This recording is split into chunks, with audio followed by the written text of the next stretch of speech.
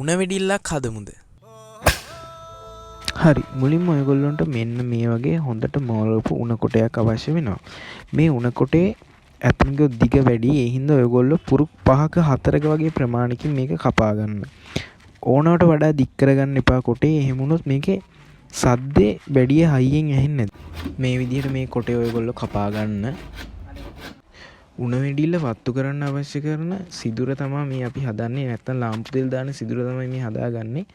ඒක මතක ඇතුව අන්තිම පුරුක කෙලවර හෝ මැදට වගේ වෙන්න හදාගන්න.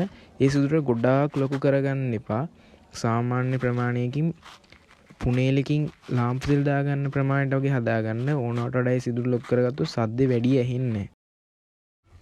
හරි, අපි මෙන්න මේ විදිහට උණ පුරුක මැදිනුත් සිදුරක් විද ගන්න ඕනේ.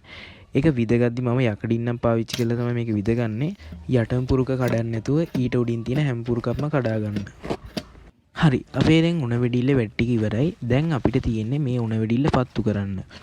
අපි මෙන්න මේ වගේ ආනතියකින් මෙන්න මෙහෙම මේ උණ වෙඩිල්ල තියාගන්නවා. හරි, දැන් අර ලාම්පු තෙල් දාන්න හදාගත්ත සිදුරට මෙන්න මේ විදිහට ලාම්පු තෙල් ඔයගොල්ලෝ දාගන්න. ලාම්පු තෙල් උතුරලා යනකම්ම දාගන්න එපා. මම මේකට ලාම්පු තෙල් කාලක් වගේ තමයි දාගත්තේ. හරි, ඔයගොල්ලෝ දැන් ඔයගොල්ලොන්ගේ උණ වෙඩිල්ල ඇතුළට දාපු ඒ ලාම්පු තෙල් ටික රත් කරගන්න ඕනේ. ඒ හින්දා ඉස්සෙල්ලා මේක රත් කරගන්න. රත් කරගද්දි එකපාරටම ලොකු උෂ්ණත්වයෙන් රත් කරගන්න එපා.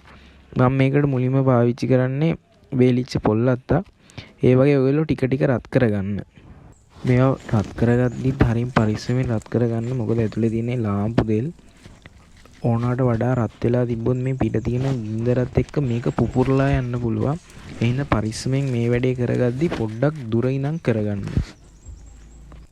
මුලින්ම ඔයගොල්ලෝ මෙන්න මේ විදිහට දෙතුන් පාරක් අර ලාම්පු තෙල් දාපු සිදුරට පුවගන්න. ඊළඟ ගිනි දැල්ලක් අරගෙන ඒ සිදුර උඩින් තියන්න. මේක දෙතුන් පාරක්ම කරද්දී ඔයගොල්ලන්ට ලොකු සද්දයක් බලා ගන්න පුළුවන්.